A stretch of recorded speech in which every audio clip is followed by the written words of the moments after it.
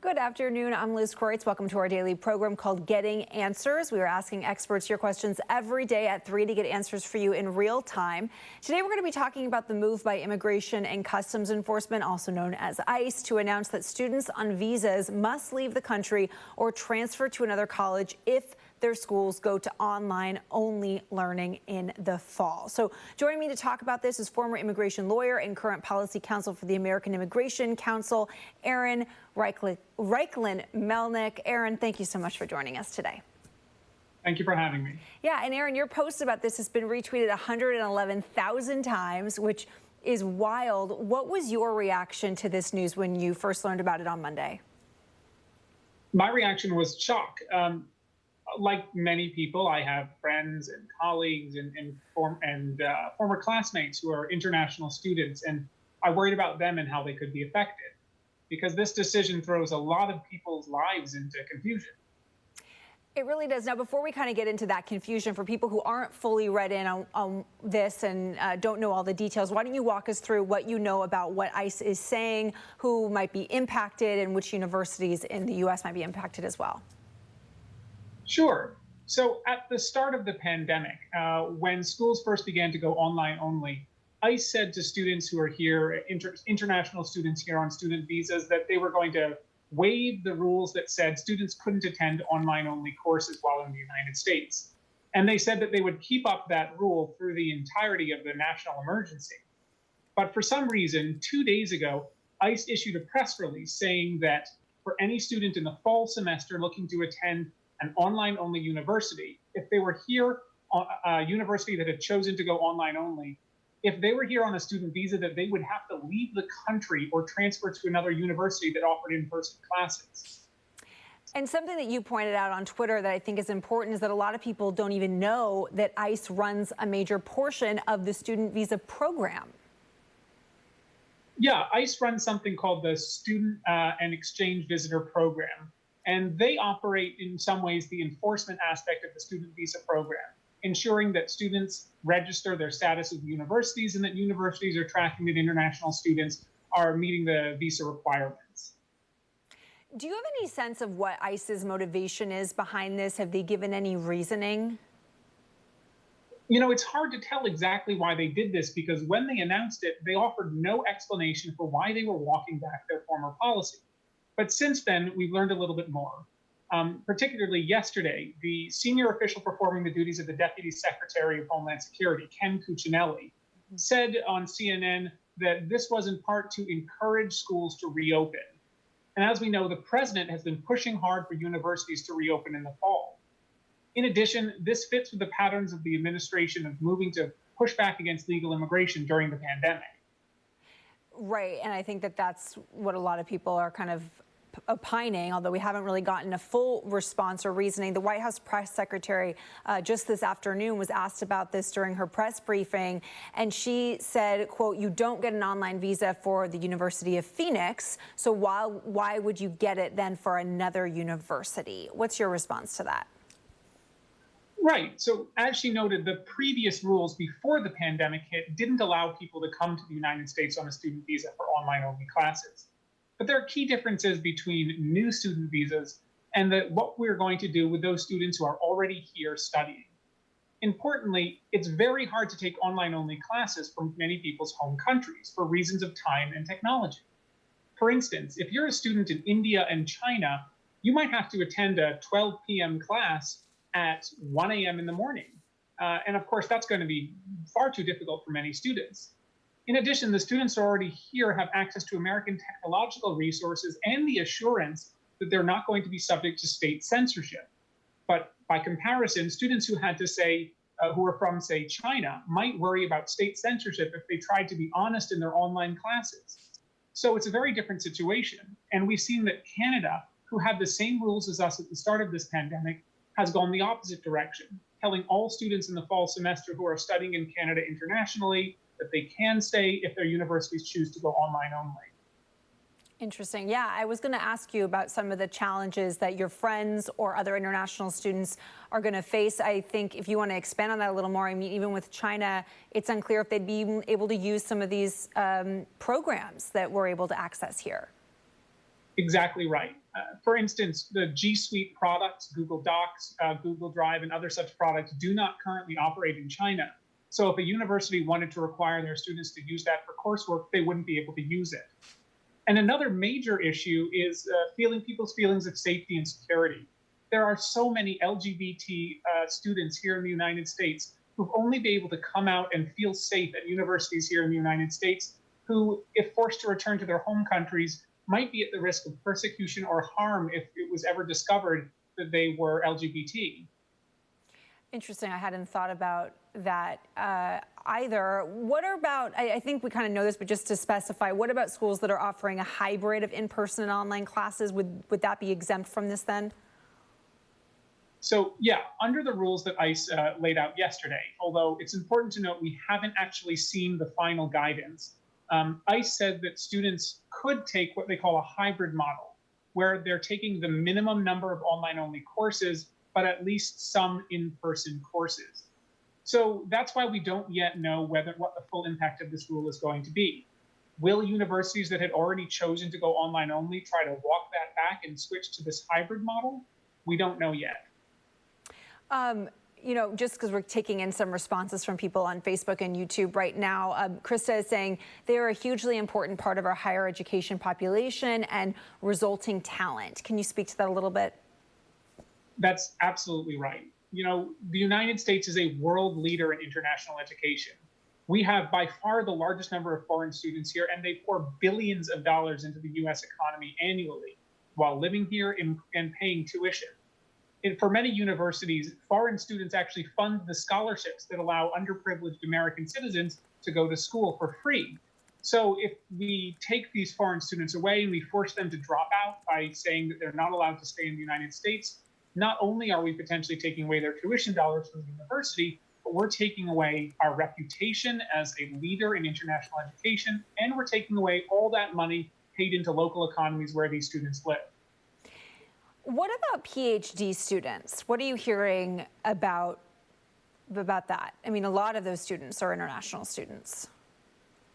That's right. And while ICE hasn't issued any specific guidance on this, it's likely that because PhD students generally aren't still taking courses, they would likely not be affected by this, because this regulation is about students who are still required to take courses, either usually in an undergrad, a K-12 program, or for a master's degree. So PhD students who are writing their dissertation or master's students who are writing their theses would probably not be affected, especially true if there is required in-person lab work for PhDs. Mm-hmm. You know, about 15% of the student body just at University of California campuses here in California are international students. So as we talk about sort of the impact that they have, they make up a huge amount of our university population. So what kind of economic impact do you think that this could have on our universities if these students then say, hey, I'm not going to return, or maybe I'll go to Canada to take a class instead? It could have a real economic blow, because we know that, especially when it comes to universities in California and tech industry issues, that international students are often the ones who come to the United States and start businesses after they graduate school, and in many cases have driven major entrepreneurship throughout California and the rest of the United States. So if all of those students say, well, the United States just isn't worth going to anymore and choose to go elsewhere, it's us who are losing out on all of their talent and everything they bring to this country. All right, Aaron, stick with us. We're going to head to commercial break and continue this conversation on our Facebook page and YouTube page as we take this break. And when we come back, we're going to talk about reports that Berkeley is trying to circumvent this rule by creating an in-person class. Other universities sort of doing the same now as well. So we'll check in with Aaron about that when we get back. Stick with us. We'll be back in a minute. All right, Aaron, we're still here on Facebook. We actually have a question coming in from Facebook. Someone says, what happens if these students married an American? Will they still be affected? You know, that's going to depend on their immigration status. If they're here on a student visa, it may be very difficult to, in the 4 to 6 weeks before the fall semester starts, find some way to transition to status as somebody who's trying to get a green card through a spouse. So that may be an option for some, but for others, the logistical difficulties are going to be too much, especially because the legal immigration system, USCIS, says it's running out of money in the next 3 weeks. Bruce here is asking, how will this affect university research? That's a big question, and I think it's an open one. As I mentioned before, for PhDs and those who are here doing in-person research, who are still attending labs, because they are still having in-person lab work, they probably would not be required to leave. But again, since we know that a lot of this work requires people who make their way up from the undergrad level to the grad level, if we lose an entire year's worth of students, tens of thousands of students or 10% of the students just simply don't come back, that could be really bad down the line. Absolutely. Geraldine is saying she's kind of giving her opinion on this, but she's concerned that this could actually raise the cost for American students of university. Do you think that that's a possibility? It's a possibility, but right now it's too early to say. Because again, estimates so far that about 9% of American universities have decided they're going to go online only. And it could be that ICE's decision could change that and force schools to switch to this hybrid model. If very few universities continue forward with plans to go online only, then of course very few students are going to have to leave. But so until we know what that ultimately looks like, we can't say for certain what the impact is going to be long term. For sure. Okay, we're about 10 seconds away. Stand by. 6, 5, 4, 3, 2. Welcome back. We are back with former immigration lawyer and current policy counsel for the American Immigration Council, Aaron Reichlin-Melnick. Aaron, there have been reports that students at UC Berkeley are rallying to create an in-person course for students with visas so they can circumvent ICE's decision. Can they do that? That's a good question. And unfortunately, until I've seen the exact details of it, I can't say for sure. But I think what it does show is that you're going to see a lot of universities working to find creative ways around this if they can. But I'm sure that university legal teams are working around the clock right now trying to figure this out before the deadlines. And on that note, the student newspaper for Sacramento State here in Northern California as well, they just sent out a message that they've emailed their international students saying that they're going to help enroll them in an in-person or hybrid course to allow them to stay in the U.S. Do you think, I know we're just sort of learning about this, but do you think this is the way that schools are going to go now?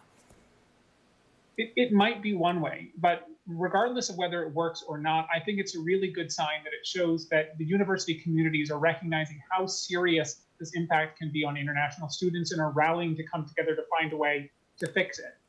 And of course, if lawsuits work and stop this policy, that may ultimately settle the issue. But it is heartening seeing everyone come together and recognize how much damage this might do to their fellow classmates. We're seeing a lot of responses. We look kind of at online reaction, and I know we already touched on this a little bit, but people saying, hey, this isn't their country and they can just take classes from their home country, simple as that. What do you say to that? The same issue before. It's very easy as for a student, for instance, who lives in San Francisco and is attending UC Berkeley to return home and take classes. But for a student from India or China, what you're asking them to do in that circumstance is potentially attend classes at 1 a.m., 2 a.m., 3 a.m. in the morning every single day, and potentially have to self-censor if there are foreign governments, or just simply not have access to the same technology. And I'll add 2 other points. Many students have been here for years, and they have leases, may have families or other things that they can't just get rid of in 4 to 6 weeks, which is when the semester starts. For those students, this could be really financially damaging and destroy their lives in the United States, maybe making it so that they never want to come back. Mm-hmm. And finally, it might spread COVID. A lot of borders are shut right now. It's very hard to ask tens of thousands of people to suddenly leave the United States. For sure, if there's even flights to get them out at this point. I saw someone reply to you on Twitter, your tweet that went viral, and they were arguing that this is a good thing, a good move by ICE. And she said that many U.S. citizens who are studying abroad have had to come back to the U.S. So they're arguing that there's no difference then in what the United States is saying we should be doing. Do you see a difference there? What is the difference in your opinion? Absolutely. Because most American students studying abroad are there for 1 semester as part of a program through their American university. That's not what we're talking about here. We're talking about students who come to the United States for 4 years for an undergrad program, or potentially for much longer for a grad degree or a PhD. So in many cases, we're talking some people who have now been in the United States for 6 to 8 to 10 years at pursuing their undergrad through to a PhD, who have built their lives here as they study for a degree. It's very different from an American student doing one semester abroad who has to return to his American university afterwards anyway. For sure. Okay, big news today is that Harvard and MIT have now announced that they are suing. What do you know about these lawsuits? What we know is that Harvard is suing on the grounds that the decision made by ICE is arbitrary and capricious. And in particular, they point to ICE's decision at the start of the pandemic to lift the rules on online-only courses and allow students to remain here and not jeopardize their visa status if their university switched to online only. When that first happened, ICE told universities that they intended to keep up that policy through the entire pandemic. But now, with 4 to 6 weeks before classes start in August, they have suddenly reversed that decision with absolutely no notice, even though there are tens of thousands of people who relied on it. So they're hoping that a judge will order ICE to restore the discretion that they had before they made their decision 2 days ago. Do you believe that there's legal basis for ICE to do this? While ICE may have the legal authority, well, I would say ICE, of course, has the legal authority to set rules when it comes to students. But as we've seen with the DACA decision, just because an agency has the authority to do something doesn't mean they can do it in a way that is arbitrary and capricious or doesn't follow the rules. And so it is possible that a judge could say that ICE didn't consider the factors and the disruptions that this would cause to people's lives when they made their choice. All right, what is your advice to international students right now who are seeing this and are clearly very much in limbo? Well, the first thing I would say is, I'm sorry that you're going through this. And this is stressful and difficult, and I know. And then I would say, wait a little bit. We've already seen a lawsuit filed less than 24 hours or less than 48 hours after the decision was made. And it's likely that we're going to see more. And that judges will likely understand that this is a time-sensitive matter. And so I don't encourage anyone to uproot their lives and start buying flights home just yet. Last question before we head to our commercial break. It's because someone's chiming in on our Facebook page, basically with how to report undocumented immigrants. And I think we should debunk that there is a difference between being an undocumented immigrant and being a student here on a visa. Of course. What we are talking about entirely is legal immigrants who are here through legal student visas, many of whom have been here for years, living legally, following every single rule. Right. Simple answer. That's the facts. Right. All right, Aaron, thank you. We're going to keep chatting for a couple more minutes on our commercial break. Thank you to all of us watching here on air. We'll be back in just a minute. Stick with us. Any commercial break? All right, Aaron, just a couple more minutes. I know you said you have some friends who are impacted by this. What are some of the stories that you've been hearing over the past couple of days from people? Well, I mean, the example I gave before of LGBT individuals, I know some people who are themselves teachers who reached out and said they have students who came out in the United States for the first time and that they're terrified of what it means to go back. Because if somebody might find out that they've come out and were now no longer presenting themselves as straight, they could fear that risks their lives at home. And that person's actually considering potentially seeking asylum as a result of this decision. So these rules are really affecting people in a lot of different ways. But the biggest issue, of course, is we're all stressed. We're all worried about this pandemic. And for international students, that stress and worry just got much higher. Absolutely. One other question, I'll be transparent. I'm not exactly sure myself of these terms. Someone says, what about F1 CPT and OPT opt students? Yeah, so in that situation, these are individuals who have already graduated and are doing what's known as optional practical training after they've graduated. I don't see any way in which this decision affects those individuals because ICE's decision is about students still taking classes. So if individuals are doing optional OPT after they've already graduated, they shouldn't be affected by this. All right, good to know. Aaron, thank you so much for taking all of our questions and being with us through this. It's really helped us break it all down. We appreciate it, and we hope to talk to you soon. Thank you for having me. Thank you. All right, guys, stick with us if you're here on Facebook, where we can come back in about 15 seconds.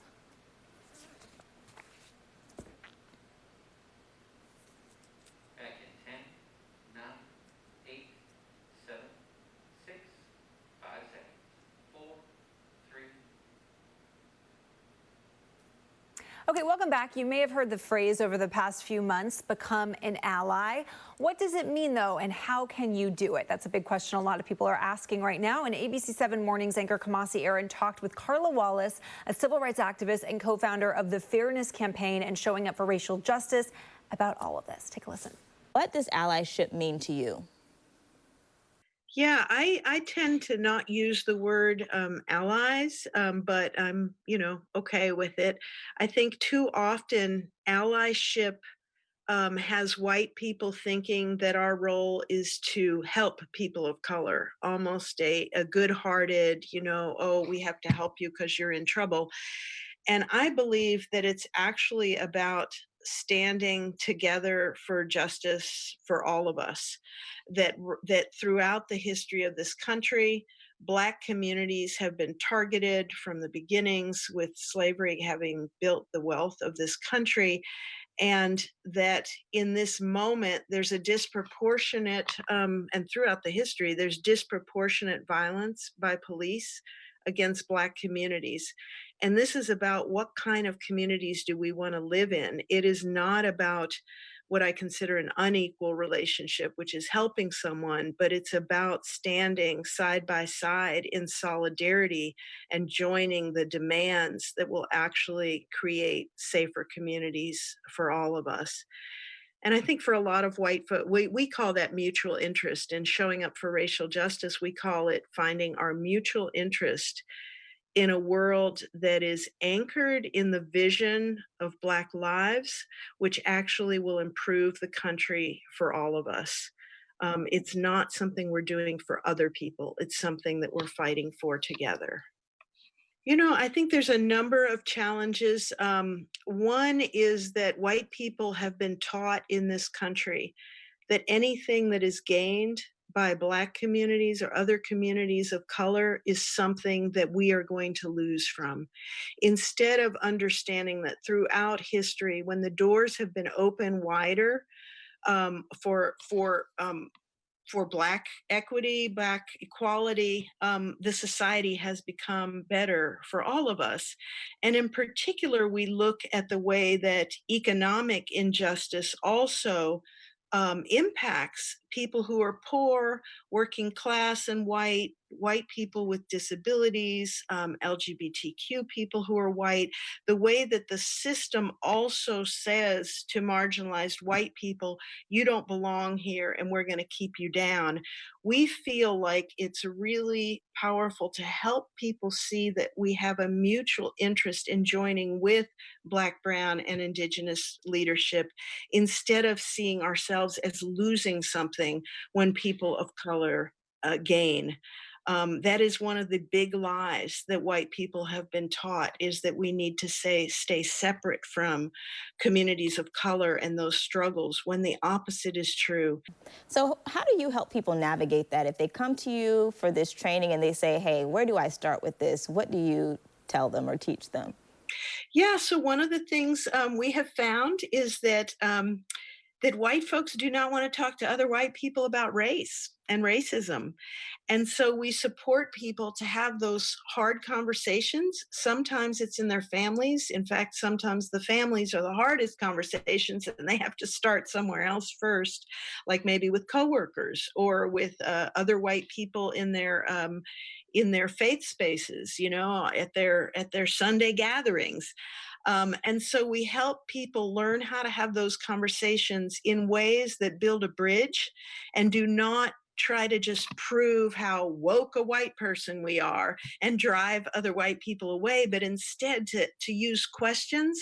What makes you think that? Where did you learn that? And to try to get people on a journey of understanding that racial justice is in our interest too. And so we talk a lot about, when you're trying to have those conversations, meeting someone where they're at and listening as much as we are talking.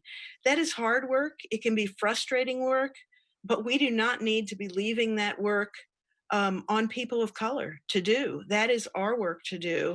And we need to take it up in a responsible way. And so we create support for people around having those conversations. And it's why we believe in growing organization, in having people do the work collectively, because being lone rangers out there thinking we're going to make a difference is not the way things have changed in this country. It has always been because people have joined together to fight for the change that we need. Fascinating conversation. And please join us tomorrow as Dan Ashley, Julian Glover, and I are going to host an hour-long roundtable discussion on the importance of allyship in our communities. Don't miss it. Allies in Action, a Bay Area conversation that is tomorrow at 4 o'clock right here on ABC7. We are really looking forward to that. All right, we're going to take a break now on air again, but the conversation continues, of course, on our live streams, including Facebook Live right now. Stick with us. All right, hey guys, thank you so much for sticking with us through that and that fascinating conversation. I hope you do tune into our town hall tomorrow at 4 o'clock, where we're going to be talking about allyship and not just what it means, but genuine ways that we can all be an ally and take action in our everyday lives. I just want to wrap up some numbers that we got today from Governor Newsom as well, so that we talk about COVID-19 and the response. Governor Newsom gave an update at noon today, and he did announce that Napa County has been added to the state's watch list. So now that's the 4th Bay Area county at this point to be on the state's watch list. San Benito and Yolo counties were also added to that list, making 26 counties in total in California on the state's watch list. So that is something to keep an eye out, and we'll then hear if Napa County responds by rolling back some of their reopening measures. Other important numbers to know from today: California yesterday broke its record for most COVID cases in a single day, with 11,695 cases reported. Governor Newsom, though, did add a caveat. He said that number needs to be noted that about 2,000 cases from that were from a backlog from LA. So maybe it was more around 10,000 or a little less than 10,000 cases yesterday, but still cases are on the rise. The positivity rate in California has gone up to 7.1%. I feel like the last time I was sitting here doing this, it was 5.5%. So it is really on the rise. And California is averaging about 100,000 tests a day now. So that is good news, because so much of reopening is making sure we test more. So hitting that 100,000 mark is positive news. And that does mean, of course, that we will have more positive cases the more we test. But it is clear when we talk to experts that cases are on the rise for more than just because we're testing more. All right, so that's kind of the main headlines. Oh, also the federal government is sending 190 medical professionals to help California. So that's the update. Stick with us, we're about to come back on air. Back at 15.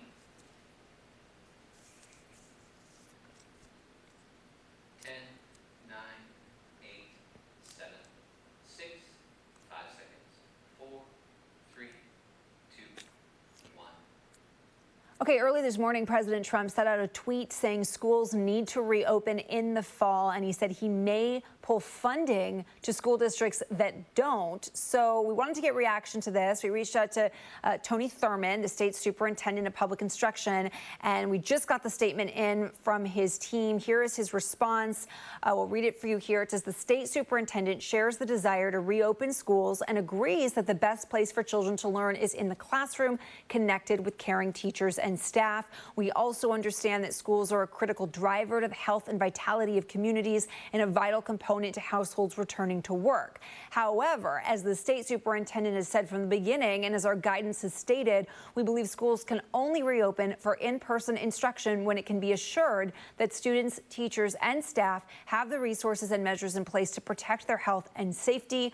Our local school districts, in close consultation with their county health officers, are developing complex plans right now to offer different models for resuming and accelerating learning in the fall. CDE is closely monitoring the data and in regular communication with the governor's office and CDPH. We will continue to update our guidance to schools as conditions and data evolve in the days and weeks to come. A long statement there, but basically stay tuned. They will have more soon as we learn more, and as we see cases go up, it's probably getting even harder and harder to make that decision at this point. All right, thank you so much for joining us today on Getting Answers, our interactive show. We love when you send us your questions. Hopefully you enjoyed our conversation today with Eric Reichley-Melnick, a policy counsel for the American Immigration Council. We talked about ICE's decision to tell international students with visas that they need to leave the country or transfer to a school with in-person classes. All right, stay tuned. World News Tonight is next. All right, Facebook, thanks guys for watching. Thanks for your questions. Kristen will be back tomorrow, I think, so you can ask her your questions then too. Have a good one.